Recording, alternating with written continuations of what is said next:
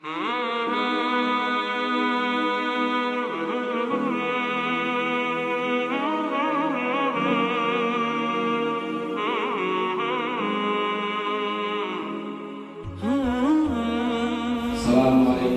warahmatullahi wabarakatuh.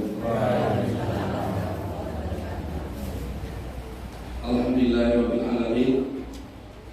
Wassalatu wassalamu ala Rasulillah wa ala alihi wa ashabihi wa mawala. Alhamdulillah, Bapak sekalian, insyaallah yang dimuliakan Allah Subhanahu wa taala, kita pada hari ini Allah diberi kenikmatan sehat steril. Kita diberi rezeki oleh Allah yang banyak.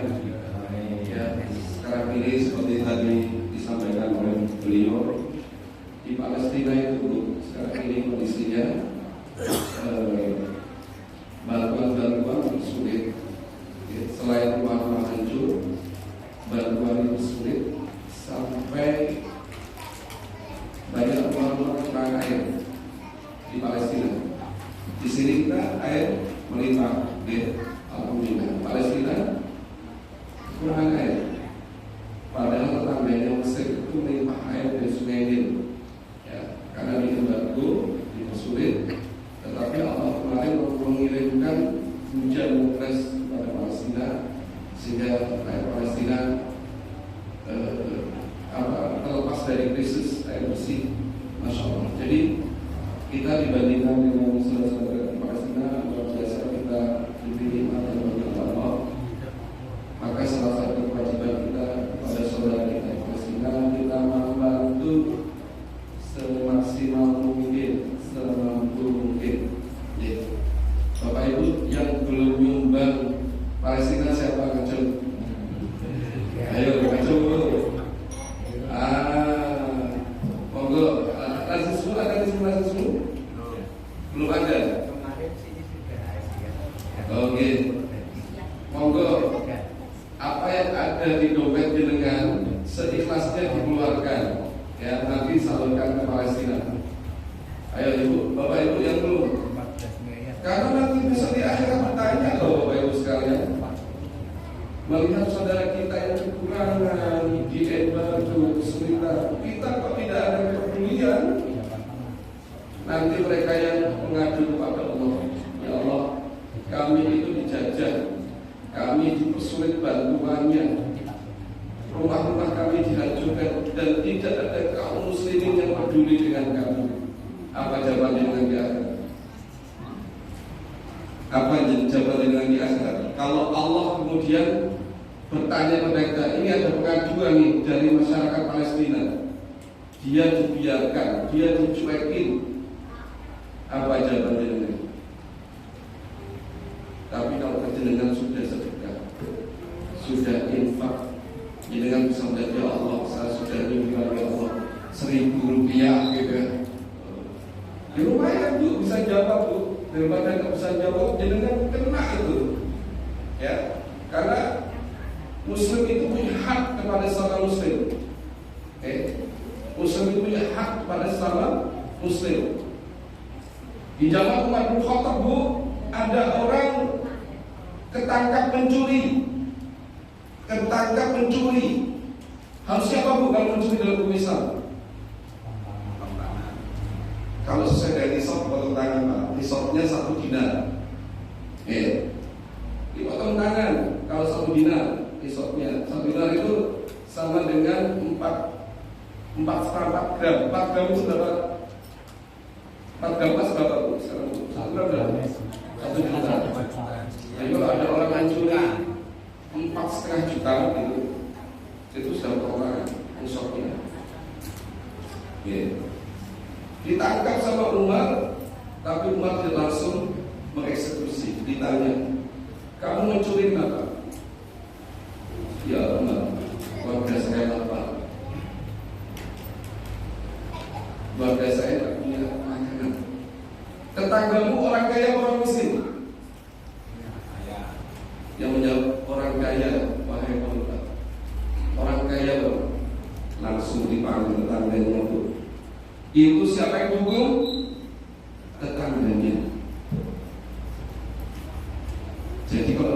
kita Pak yang kekurangan dan dia seorang muslim sampai meninggal misalnya, itu kita satu desa itu besok diminta bertanggung jawab oleh Allah Subhanahu wa Ta'ala. Nggak boleh ada orang miskin di daerah kita, nggak boleh ada orang kelaparan misalnya. Ya, kalau orang miskin hanya itu. Tapi jangan sampai ada orang yang kelaparan, apalagi ada PCM Muhammadiyah di situ. Aib ya Muhammadiyah kalau ada kelaparan di tengah-tengah kita. Nah, sama di Palestina besok mengambil mereka semua. Nah, biar kita itu oleh Allah nanti bisa menjawab, punya hujah. Ayo keluarkan hartanya. Ya dengan bisa jawab besok ini akhirat. Ya Allah, kami perang air, tidak ada yang bantu kami dari dunia Islam. Bu, tahu nggak perkataan orang Gaza? Dia mengatakan kalian tidak perlu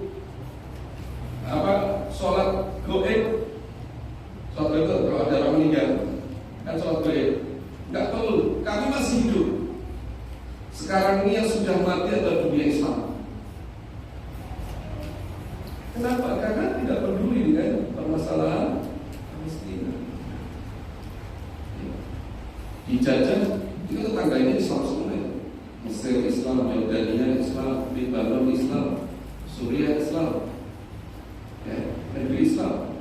Kaum muslimin, Israel itu jumlahnya cuma 7 juta, negara kecil dibandingkan negara-negara sekitarnya. Mesir itu jumlah penduduknya 70 juta, 10 kali lipat.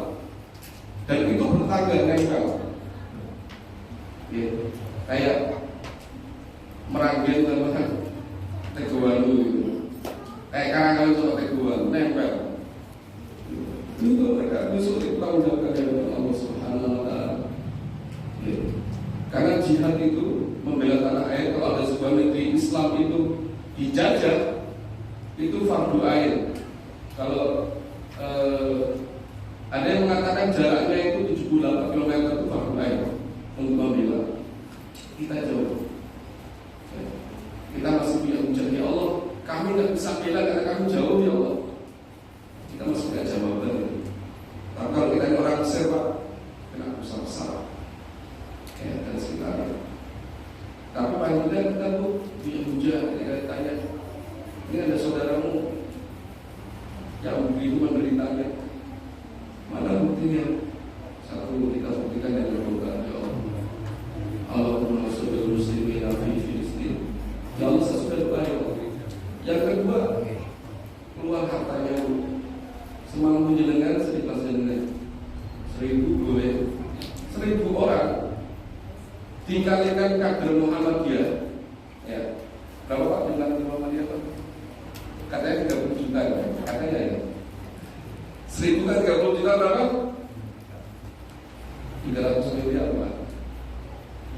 Cuma 1000 aja. Kalau satu orang itu ada 1000, gimana kalau 10.000? 3 triliun.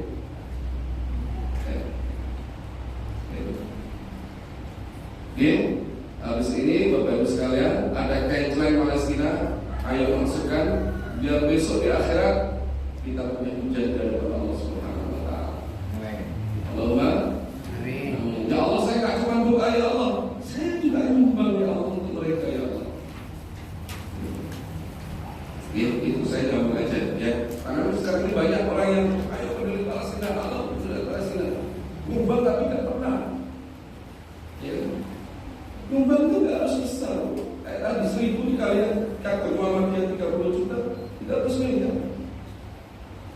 300 miliar itu sedikit besar. Saya itu dulu pernah bekerja di Kabupaten Semarang yang jumlah karyawannya itu 14.000. Ya, perusahaan korporat manufaktur. Ya. Sempat setahun di sana. Gitu. Tiap harinya saya nyumbang 500 rupiah dulu. 500 rupiah. Ada sampai ada 1.000. Tiap hari ada kaisang berputar, terus kemudian diminta nyumbang. Itu kita bisa memberikan beasiswa untuk 50 anak. Ya, sekolah. Kalau ada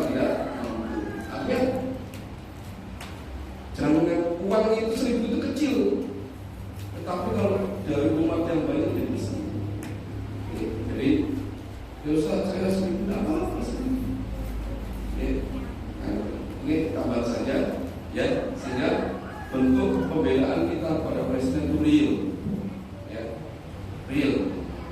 Ya. Ini luar biasa, ya. Pemboikotan umat Islam kepada produk-produk yang mendukung Israel itu bikin banyak perusahaan tumbang yang berusaha. Udah bingung sekarang mereka itu. Akhirnya mereka kami bertanya ini klarifikasi kami tidak mendukung Israel terus kabur. Ya. Kenapa dulu sekarang ketika diembat? Kenapa kemarin ketika disebut Anda jangan begini? Masya Allah. Nah, kembali ke tema kita kali ini, Bapak Ibu sekalian, yang insya Allah dimuliakan oleh Allah Subhanahu Wa Taala. Jadi saya mengambil tema pada kali ini adalah tentang kuliah akidah Islam. Bukunya ini,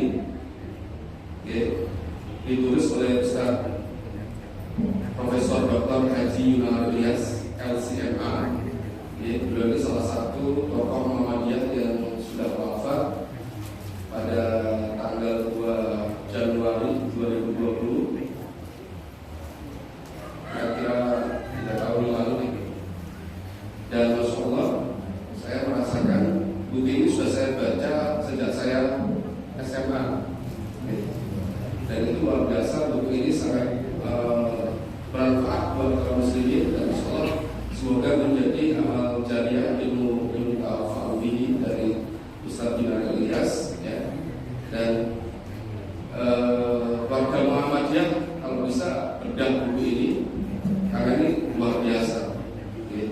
Saya itu dengan modal buku ini, fondasinya, saya itu Bapak Ibu sekalian pernah berdebat dengan non muslim. Ini banyak keluar ya. Ya saya bilang saya berdebat dengan non muslim dari jam 9 sampai jam 2 siang. Kadang kita belum sholat zuhur, ya udah kita potong sholat zuhur. Tapi intinya ya dari perdebatan itu, karena ini sebagai fondasi, salah satu fondasi akidah kita, Masya Allah. Fondasi akidah kita mesti sangat kokoh sekali. Ya, jangan kalau kita terus belajar tentang akidah, kita kokoh, nggak bisa digoyang. Dan sebaliknya, ketika debat itu, diskusi itu, ya akhirnya yang bersangkutan yang nantang duluan, debat terbuka di depan banyak orang. Ya. Muslim, saya mewakili Muslim dengan non Muslim. Alhamdulillah dia akhirnya masuk Islam. Ya. Dia masuk Islam. Ya. Nah, dan kita penting untuk memiliki kekuatan akidah. Ya. Kekuatan akidah itu penting. Kenapa? Nanti disini banyak sebutkan. Ya. Nah, kalau saya buka ya.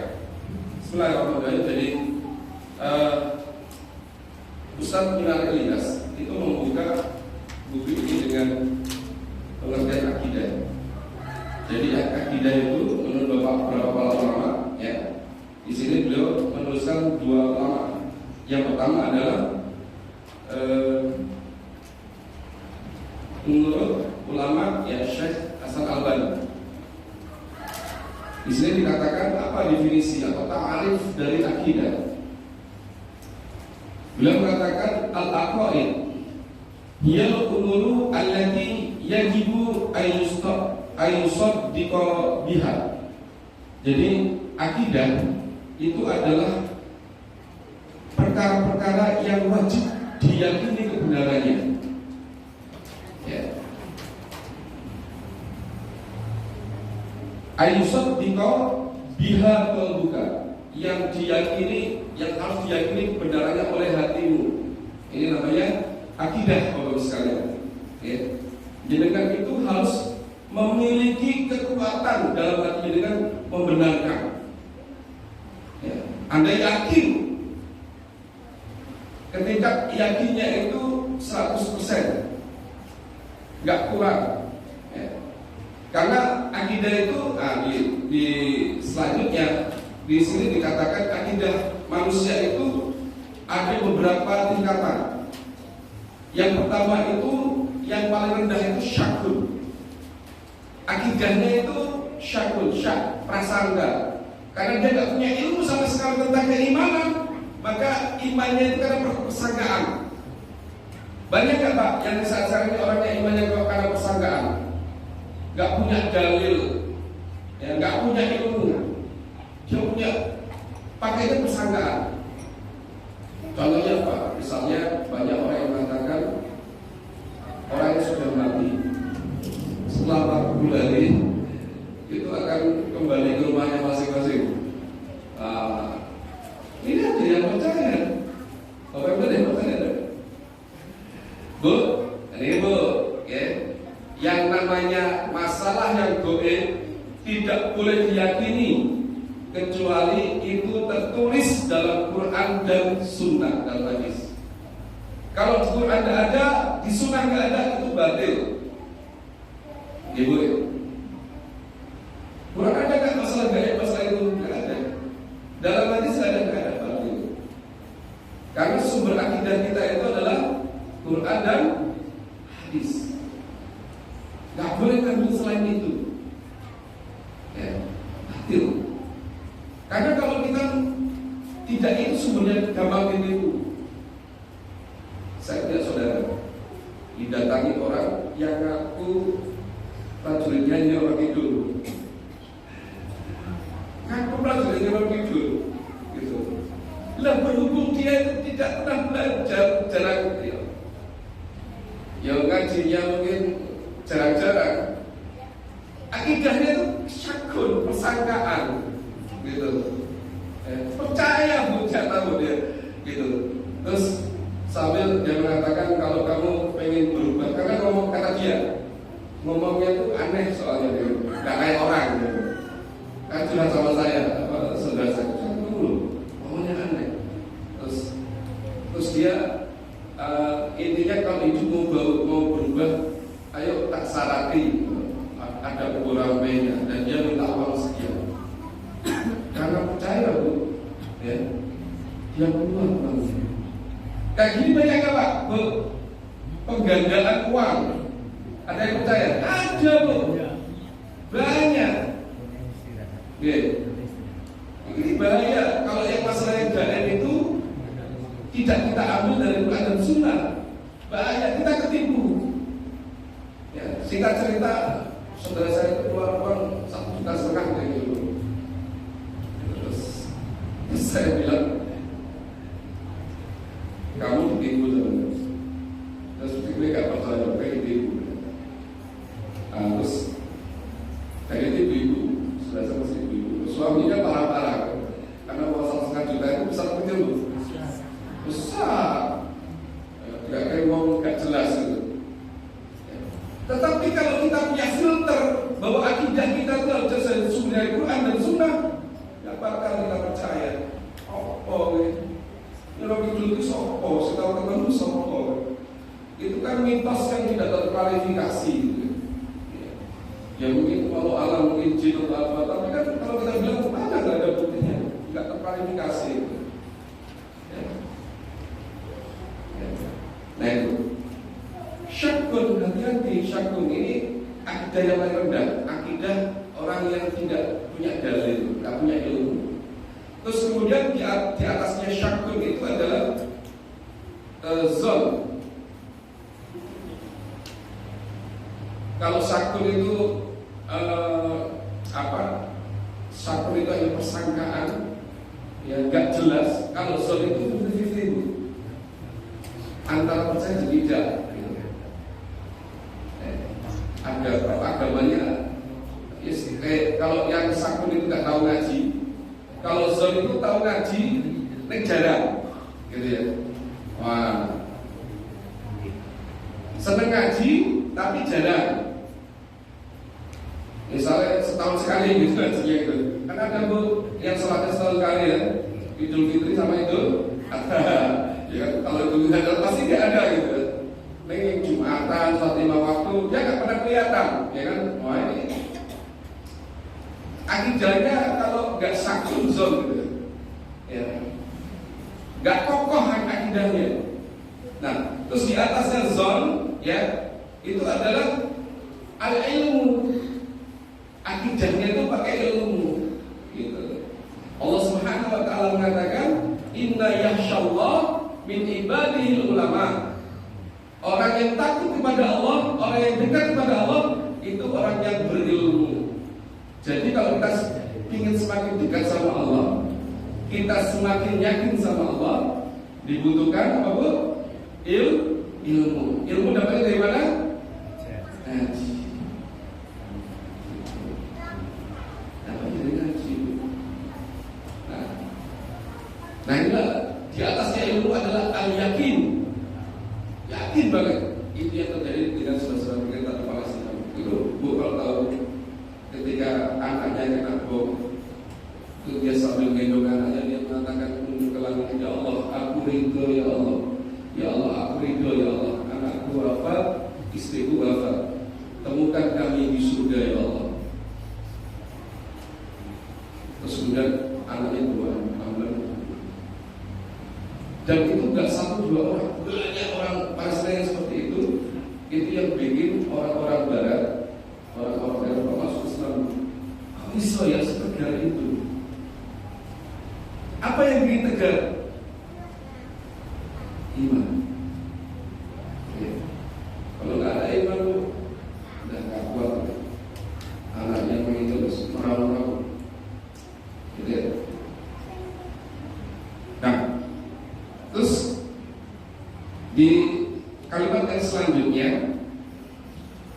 wa tatma'innu ilaiha nafsaka. Yang namanya akidah itu, yang namanya iman, itu harus mendatangkan ketentraman jiwa. Jadi orang yang beriman kepada Allah itu akan tentram jiwanya. Gitu, Bu, kalau uangnya menipis, tentram atau Bu?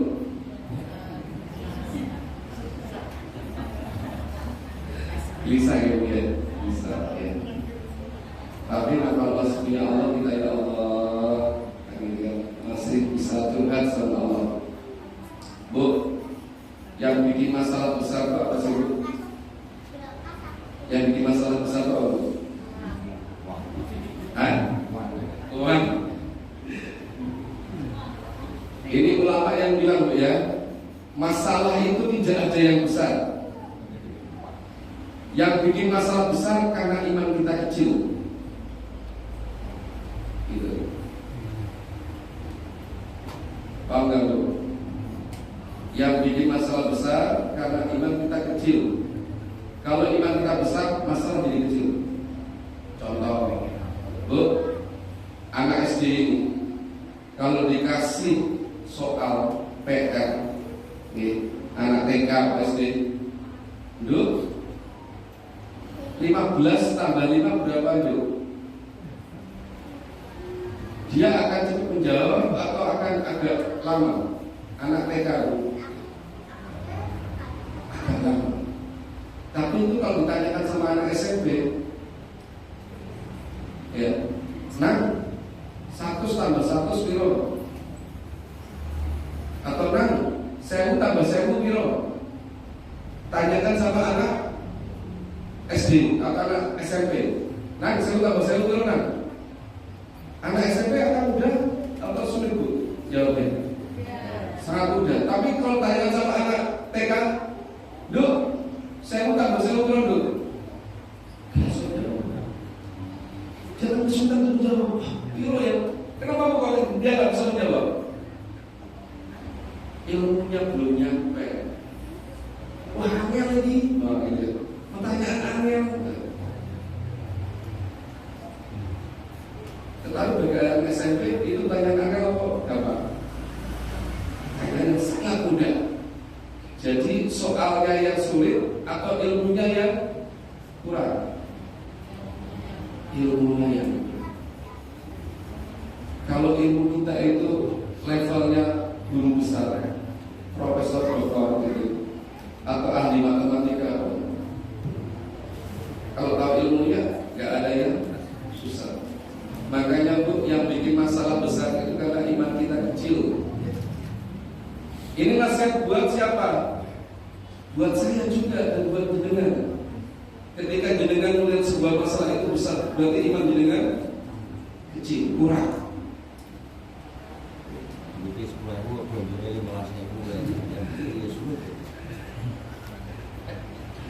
Bu, Nabi Ayub, tahu Nabi Ayub Bu?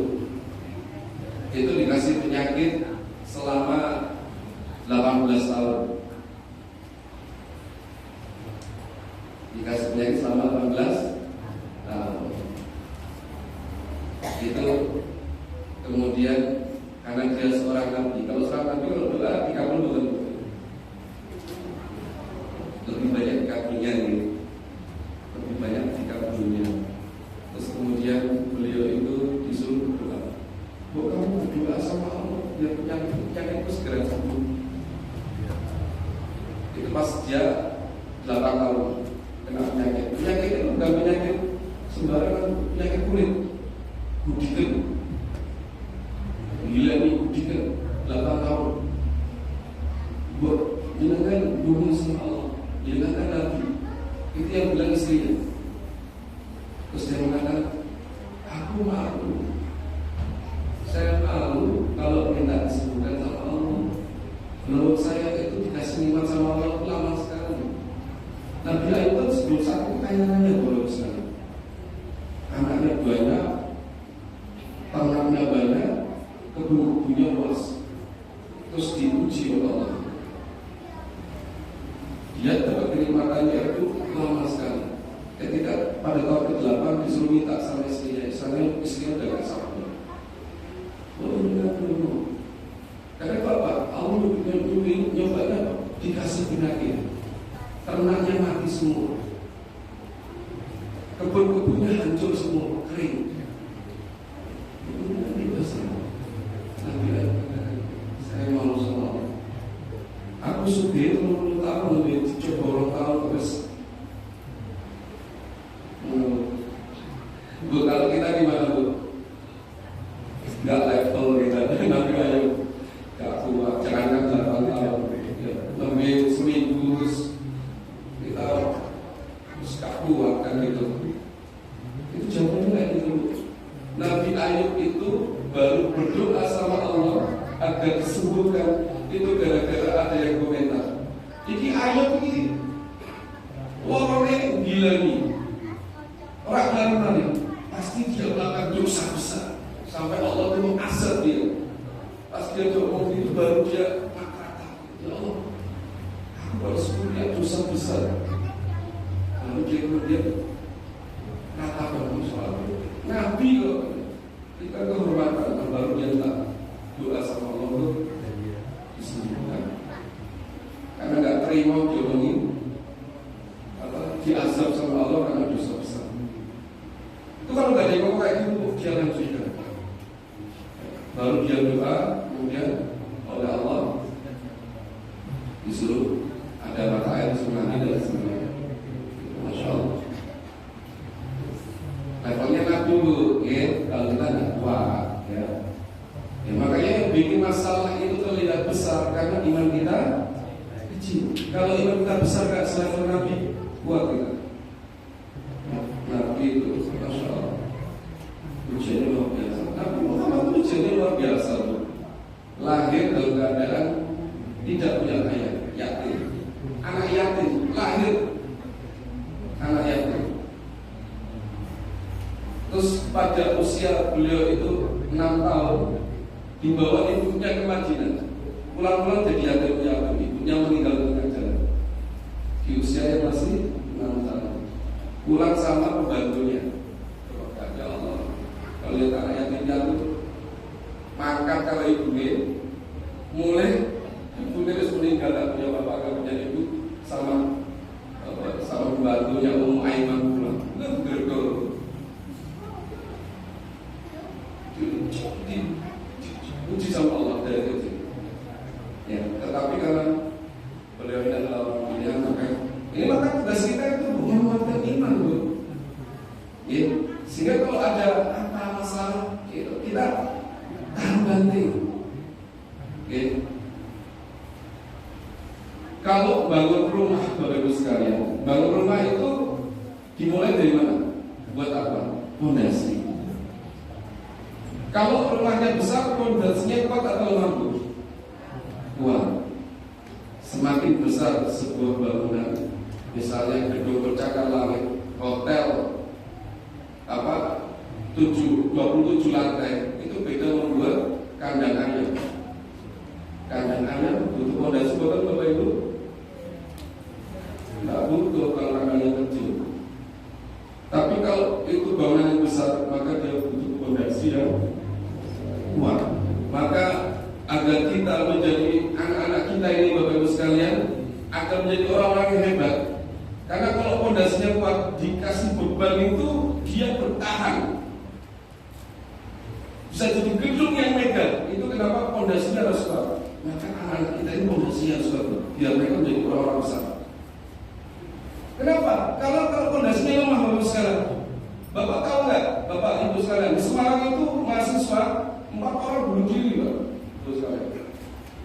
Mahasiswa. Dan itu bukan anak orang miskin, anak orang kaya. Bunuh diri, Pak. Ada yang lompat dari hotel terkenal. Apa yang kurang? Fondasinya lemah, akidahnya lemah. Ya. Ini Mas Ansor ini dahsyat kalau ahli masjid, kasih ujian guyu ya. Santai gitu. Santai belum kayak gitu. Ya. Kita harus menjadi orang yang gitu lah, sekalian. Kita dengan ujian itu bisa tersenyum. Ya. Walaupun hatinya remuk gitu, ya. Kan banyak yang gitu. Guyu jangan remuk gitu. Ya. Karena manusia biasa ya. Manusia biasa itu tahu sedih gitu. Tapi jadi orang yang mulia itu orang yang tahu apa? Orang yang nggak tahu kesedihan kita. Kita itu sudah banyak masalah, ya. Tapi kita punya gitu. Happy gitu. Jangan alat bang guyu duitnya kan mesti terus disini ya agar silaturahmi tidak putus, pinjam 100 gitu kan. Bu, pinjam 100 ribu belanja kan dengan guyu biasanya duitnya akeh. Kesedihan itu jangan dinampakkan. Nampakannya di hadapan Allah. Nangisnya sama Allah. Dengan cerita sama manusia, manusia nggak bisa bantu. Ya. Kecuali sedulur kanan sudah bantu boleh curhat. Tapi curhat sama orang itu yang bisa menyelesaikan masalah kita itu adalah saya sering curhati anak-anak kajian saya berbagi kajian mahasiswa. Ustaz, saya masalah Ustaz dari terus ujung-ujungnya ya pertama kamu sabar, yang kedua banyak zikir bikin malam ya minta sama Allah ya, karena yang bisa menyelesaikan kita adalah Allah Subhanahu wa Ta'ala. Nah Bu, jadi ciri yang kedua itu adalah tadi yang pertama tadi apa? Dibenarkan oleh hati. Ini yang membedakan seorang mukmin dengan orang munafik, Bu. Ya, orang munafik itu kayak orang beriman tapi hatinya enggak. Ya. Abdullah bin Ubay bin Salul itu ngego-ngego orang mukmin, tapi hatinya kafir. Enggak percaya sama Nabi. Ya. Ketika kaum muslimin diminta untuk membela Madinah, diserbu oleh orang-orang kafir Quraisy. Abdullah bin Ubay bin Salul itu berangkat ke Uhud, tapi dia ngomong yang lain pulang. Setelah itu awalnya yang berangkat itu curah 1.300 disersi karena nggak iman sama Nabi, ngajak pulang. Ya, ini aslinya nggak iman, tapi dia ngaku beriman. Nah, makanya iman itu yang pertama adalah hati kita nyaman, gitu, membenarkan. Bapak Ibu harus membenarkan.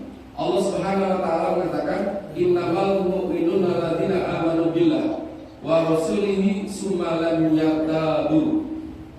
Ciri orang yang beriman itu yang beriman pada Allah dan Rasulnya, tsumma lam yartabu, dan tidak ragu-ragu kepada Allah dan Rasulnya, tidak ragu. Allah bilang begini, yakin.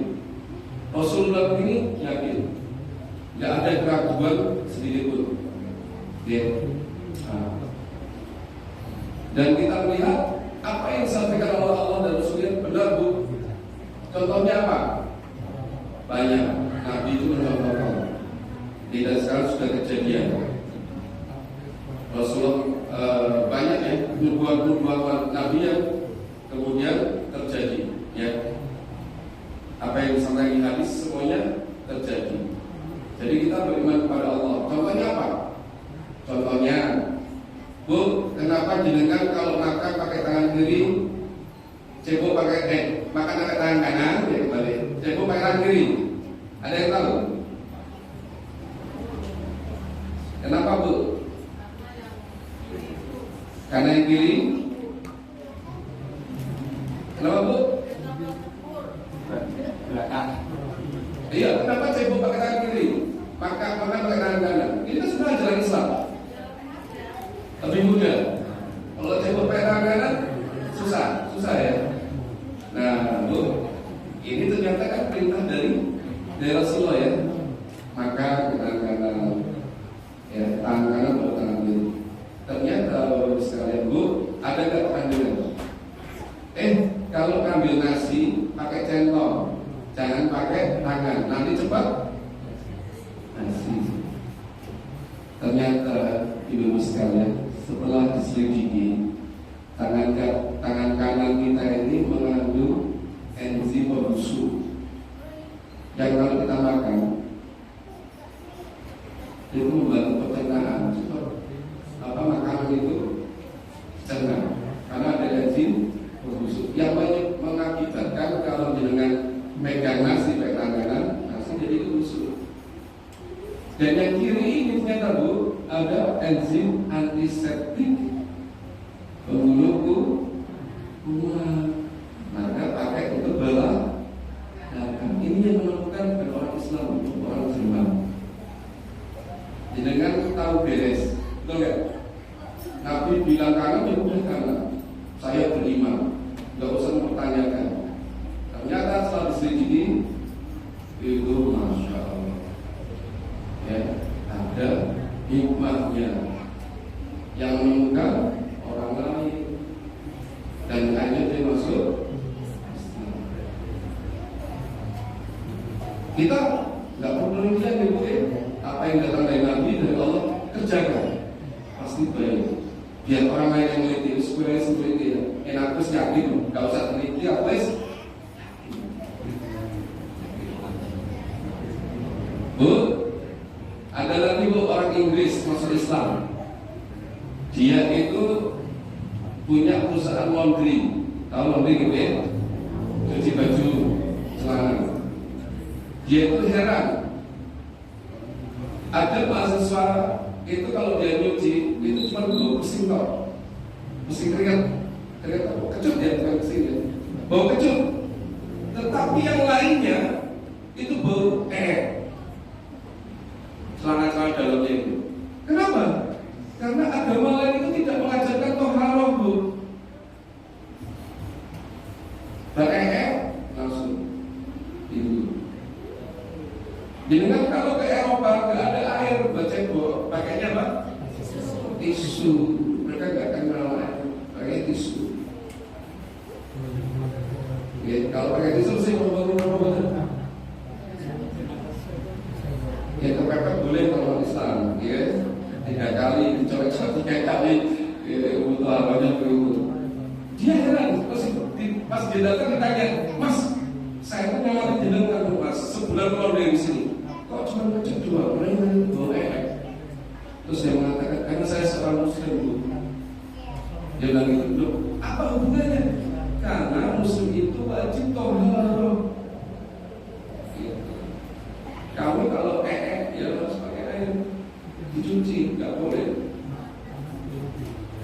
Sholat harus wudu dulu. Najis, cuci dulu. Kalau gitu ibadahnya nggak sah. Gara-gara itu kan jadi orang sekalian.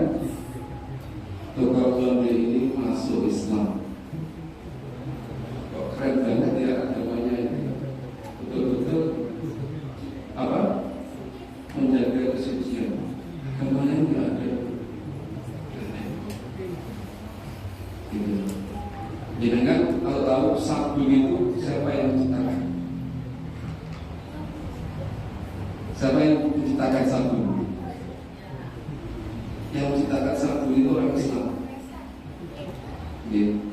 Karena orang Islam selalu menjaga kebersihan. Karena budaya Islam sampai ke Eropa, sampai ke Eropa. Orang Eropa itu dulu gila ini. Kalau mereka agak bersentuhan dengan dunia Islam, kehidupannya itu jorok sekali, jorok sekali. Orang Islam itu jadi dunia paling kesian. Nah sekarang ini kebalikannya ya. Kalau lihat negara Eropa resik-resik ya, tapi negara Islam malah ini kan. Kita ya, sampai ada gini tuh, ada seorang ulama namanya Syekh Muhammad Abdul. Syekh Muhammad Abdul datang ke Perancis, ya, dia berdakwah di sana. Banyak orang Perancis masuk Islam, ya. Yang dia ceramai masuk Islam. Karena satu hebat. Saya pernah berdebat dengan orang Muslim. Masya Allah, Islam sekarang ini tidak bisa Islam. Allah Islam ya'tu wa la yu'la alaih. Islam itu tinggi, tidak ada yang lebih tinggi dari Islam. Ya, kemudian mereka masuk Islam. Suatu ketika saya mau mengatakan pulang kampung. Dia izin saya mau pulang kampung, saya balik ke Mesir. Dia pulang Mesir. Terus ditunggu ini yang dia sudah masuk Islam. Itu pengajian, dia pekan pengajian. Terus saya pray. Karena praynya lama, ya berbulan-bulan, akhirnya mereka kangen sama gurunya, sama ustadznya, sama kiainya. Terus mereka akhirnya ngomong, gimana kalau kita nyusul ustadz kita ke Mesir? Akhirnya mereka itu berbondong-bondong dari Prancis ke Mesir. Apa yang terjadi? Ketika dia masuk Mesir, katakanlah negeri Islam ini, dia kaget. Terus saya ketemu dengan Syekh Muhammad Abdul. Dia mengatakan, ya, si Mu'al ini untung kami ketemu Islam sebelum ketemu Muslim. Kalau kami lihat Muslim pas kami nggak masuk Islam, lalu saya ketemu Islam dulu. Karena dia melihat dunia Islam sekarang ini tidak Islami,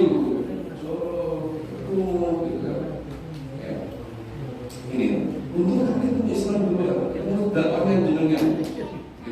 Sehingga saya mengatakan al-Islamu mahjubun bil muslimin.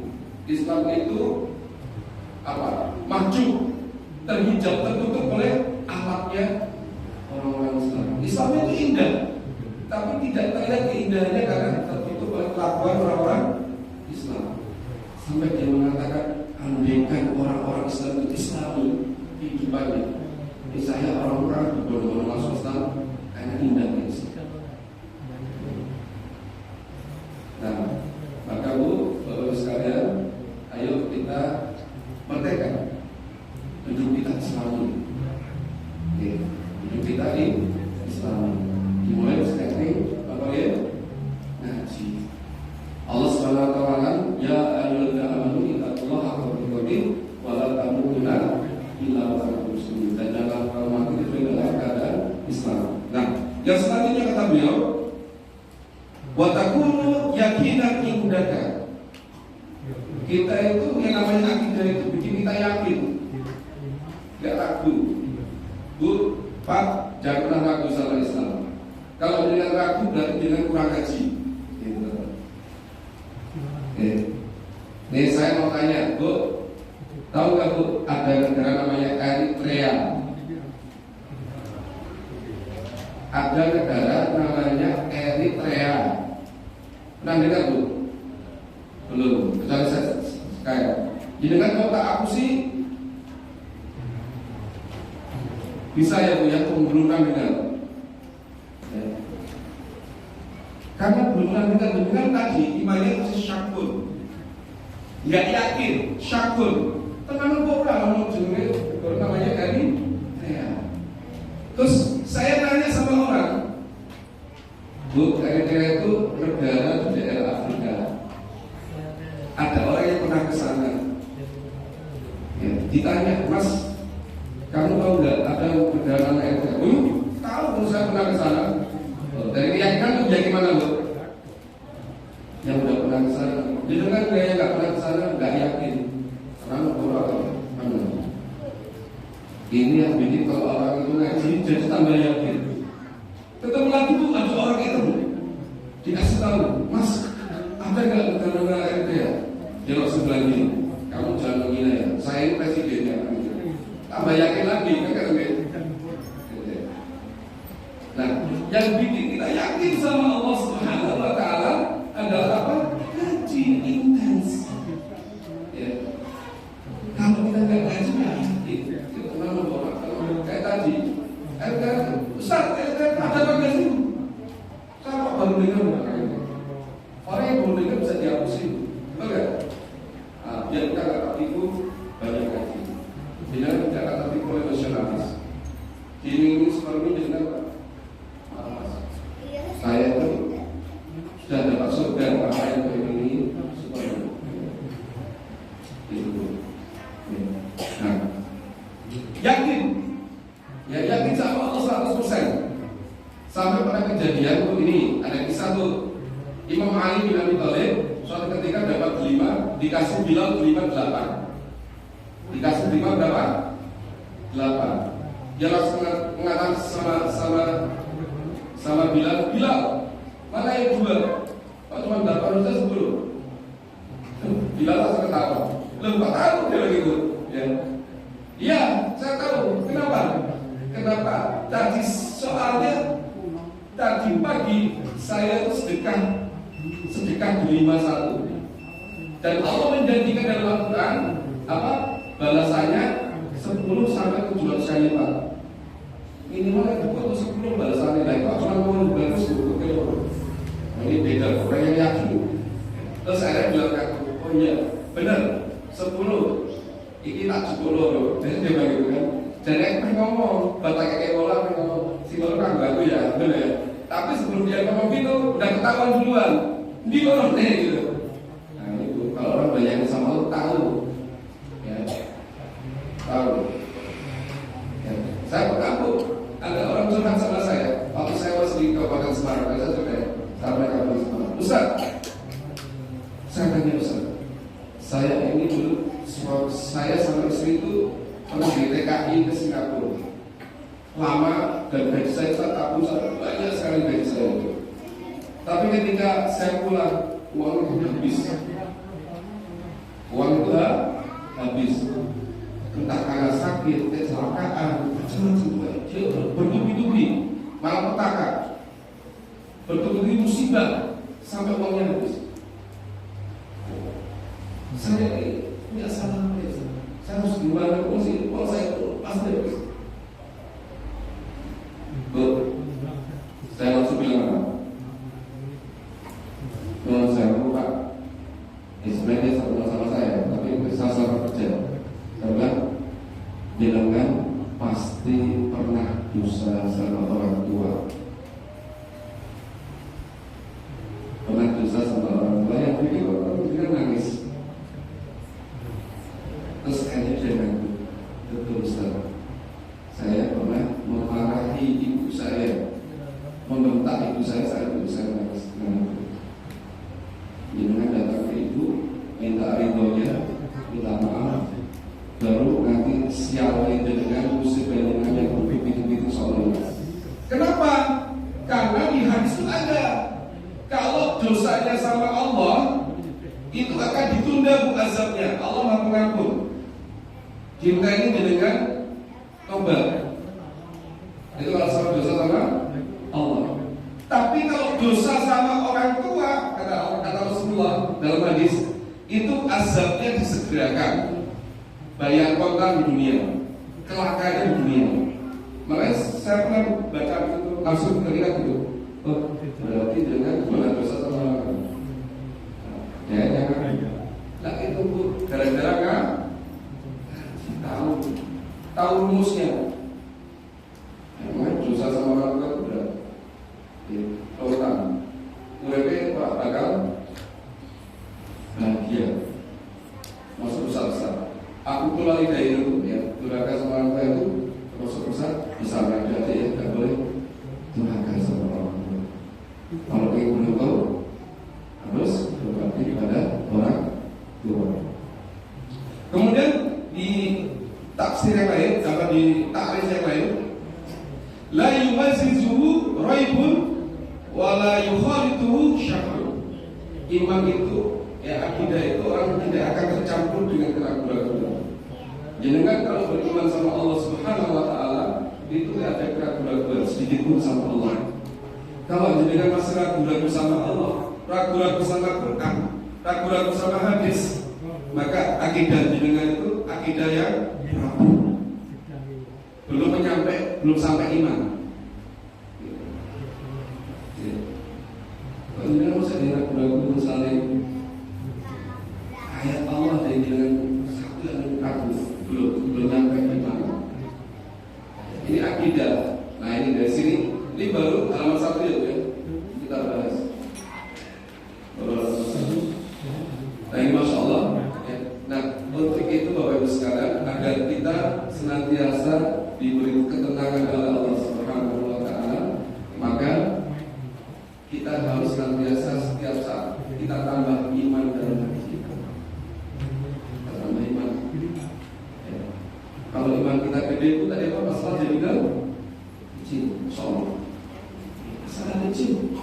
Dan Allah menjanjikan dalam Al-Quran, wa may yattaqillah yaj'al lahu makhraja wa yarzuqhu min haitsu la yahtasib wa may yatawakkal 'ala Allahi fa huwa hasbuh. Ya. Jadi orang yang bertawakal pada Allah itu Pak, Bu sekalian, itu akan dicarikan jalan keluar atas masalahnya. Tadi Pak, masalah apa ya? Jalan keluarnya apa? Masalah apa keluarnya apa? Bertakwa. Allah ingin kita bertakwa, kasih jalan keluar. Jalan keluar. Kewajiban kita itu bertakwa, dan yang kedua bertawakal. Orang yang tawakal Allah, orang yang tawakal sama Allah hasbuh, dicukupi kebutuhannya. Takwa dan ya. Bu, jadi kan tahu Saudi Bu, tahu Saudi Bu, Arab Saudi Bu itu kalau dengan kesana ya Allah, orang yang sekarang tahu Bu, set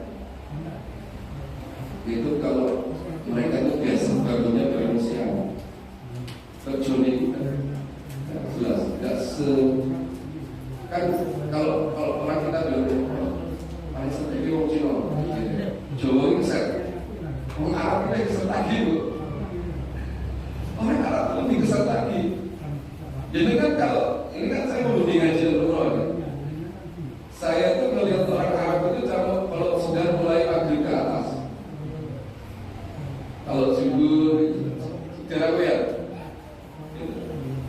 Masih banyak kan jamaah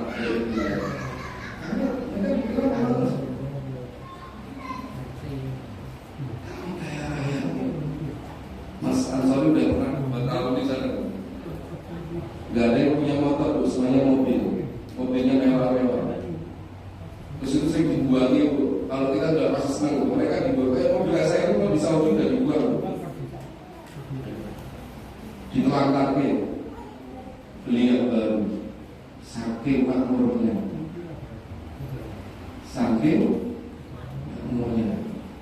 di Qatar itu Bapak sekalian, bayi lahir sudah dikasih jatah rumah sakit oleh negara. Kalau di negeri Konoha, ya, di negeri Konoha itu bayi lahir itu langsung dijatah utang. Jatah utang di atas 3 juta, bayi lahir di utang, nanggung utang itu. Itu di Konoha loh Bu ya. Saya nggak bilang Indonesia ya, Konoha. Ya. Kalau di Qatar Bu, lahir udah ketahuan. Sampai ada orang Jepang itu wawancara, Pak, ini jenengan berapa harga rumahnya? Dia bilang, saya nggak tahu, dia nggak serga. Enak ngomong buatan Bu. Syaratnya apa Bu? Bertakwa. Allah mengatakan lau amana ahlul qura wa taqaw wa fatana barakat fis samawati wal ardh. Kalau sebuah negeri beriman dan bertakwa, la fatahna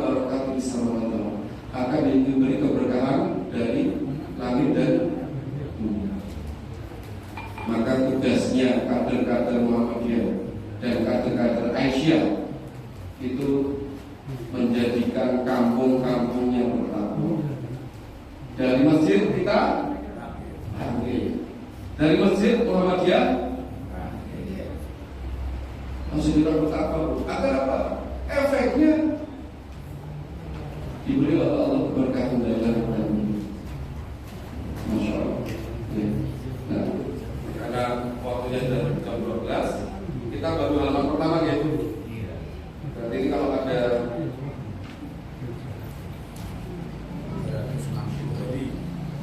191 yang selapan di bahasa itu ya barbar. 5 tahun nggak tadi. Karena saya juga menyelesaikan ini lama dulu. Menyelesaikan ini lama. Jadi itu gitu. Jadi intinya di bab pertama itu tentang masalah akidah, definisi akidah. Jadi kita ini harus kuat akidahnya, Bapak Ibu sekalian. Jangan memiliki akidah yang lemah. Ciri akidah yang lemah itu apa? Gampang stres, gampang galau. Ya, terus kemudian jadi punya masalah yang banyak. Ya. Setiap orang itu bermasalah, Bapak Ibu sekalian. Tidak ada orang yang tidak punya masalah. Mau kaya mau miskin bermasalah. Orang yang beriman dan tidak beriman punya masalah. Tetapi dengan iman yang besar, yang kuat, masalah jadi kecil. Masalah jadilah. Jadi nggak ada masalah yang berat. Yang lemah adalah iman kita. Persis dengan soal, nggak ada soal yang sulit atau gampang. Ya. Yang bermasalah adalah ilmunya. Kamu dengan ilmunya ya orangnya. Ya. Baik, soal itu yang sudah saya sampaikan. Ini baru halaman pertama tentang ta'rif akidah. Ya, ta'rif atau definisi akidah ya, itu sesuatu yang kita dari apa Bu? Kita yakini, kita merasakan, kita membenarkan, ya. Terus yang ketiga itu kita tenang. Terus yang keempat kita tidak ragu-ragu, ya. Kita tidak ragu-ragu dan kita tidak syakur, ya. La raibun wala syakur. Ragu dan syakur yang maknanya sudah sama, tidak ragu-ragu. Nah, itu insyaallah yang bisa saya sampaikan. Maka insyaallah dengan kita senantiasa ngaji, kita akan semakin dekat kepada Allah Subhanahu wa taala dan semakin kokoh akidah kita, dan insyaallah kalau kokoh maka kita akan memiliki ketenangan hati. Insyaallah demikian. Semoga kita dimasukkan oleh Allah sebagai hamba Allah yang diberi keimanan yang kokoh, yang akan mendatangkan keberkahan, yang akan mendatangkan ketentraman hati, yang akan mendatangkan kemudian rezeki yang banyak. Jadi itu